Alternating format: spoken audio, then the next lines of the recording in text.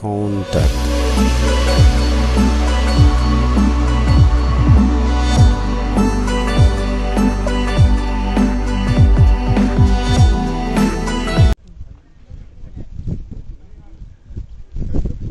C'est l'étape du riz. Comme vous voyez, la société a pris des engagements de réaliser 850 hectares de riz. Au moment où je vous parle, nous avons déjà emblavé 400 hectares. Et vers la fin du mois, on va arriver à 500. Et progressivement, avant la fin du mois de mai, on va emblaver les 850 hectares qui ont été prévus. La société a testé une expérience qui est aujourd'hui concluante avec l'appui d'un groupement de femmes qui, depuis 6 mois, travaillent dans cet espace, qui était vraiment un espace sablonneux, sans rien du tout désertique. Aujourd'hui, vous avez vu avec l'appui de la société, avec aussi la volonté ferme et volonté des braves femmes, hein, le résultat que nous avons obtenu. Ce que vous voyez là, c'est la fin des récoltes. Nous avons déjà récolté 3 ou 4 fois. Aujourd'hui, ils sont en train de tenter une expérience de diversifier la production avec l'arachide. On a fini avec la salade, les aubergines, la tomate. Vous voyez de l'autre côté là-bas une bananerie. Les gens n'ont jamais pensé qu'il pouvait exister dans une zone. Et derrière vous, hein, des arbres fruitiers qui dans 2 ans vont servir à la jeune génération.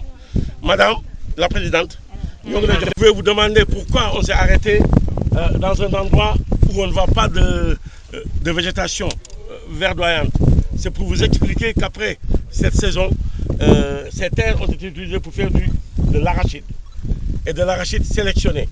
La société a emblavé 300 hectares d'arachide de qualité sélectionnée pour appuyer le gouvernement du Sénégal dans sa recherche de semences de qualité, de semences sélectionnées et de semences diversifiées surtout, parce que 4 espèces ont été cultivées cette année. Des milliers de tonnes d'arachides ont été récoltées et actuellement en magasin, dans les magasins de la société. C'est extrêmement important. Comme on a l'habitude de dire, l'autosuffisance alimentaire en riz est une bonne chose, mais faire de telle sorte que cette autosuffisance soit diversifiée est aussi une bonne chose. Nous sommes sur l'étape, une des étapes les plus importantes, c'est la station de pompage de la société. Nous, on vient de lac de Guiers, sur un canal de 6 à 7 km. Vous voyez déjà, c'est extrêmement important et ce canal traverse beaucoup de villages. Et chacun de ces villages a eu un point d'eau pour permettre aux populations d'avoir de l'eau potable, parce que cette eau-là nous vient directement de lac de Guiers, et d'abreuver le bétail. C'est des stations de pompage aussi. Nous envoyons l'eau à 7 km jusqu'au niveau de Nairé, où nous allons trouver une très grande mare, un très grand point d'eau qui est utilisé par plusieurs villages. Cette eau, comme je viens de le dire, est une eau que nous utilisons pour le maïs, pour toutes les spéculations. C'est cette eau aussi qui alimente et que les populations utilisent pour leurs vergers, leurs champs.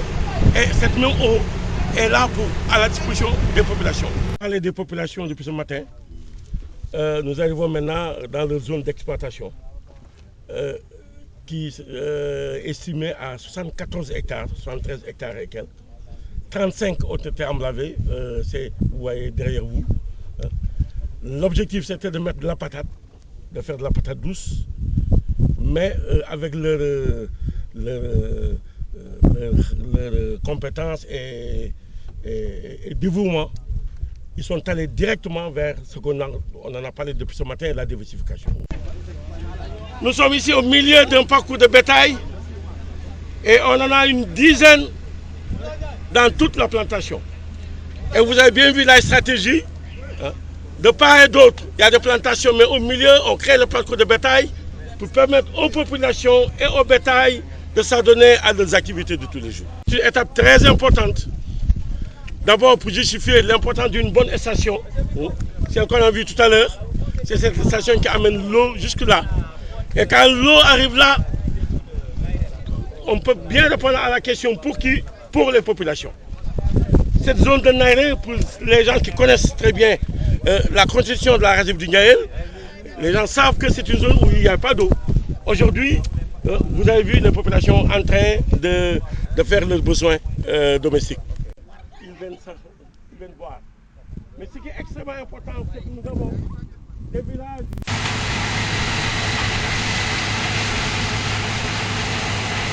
Contact.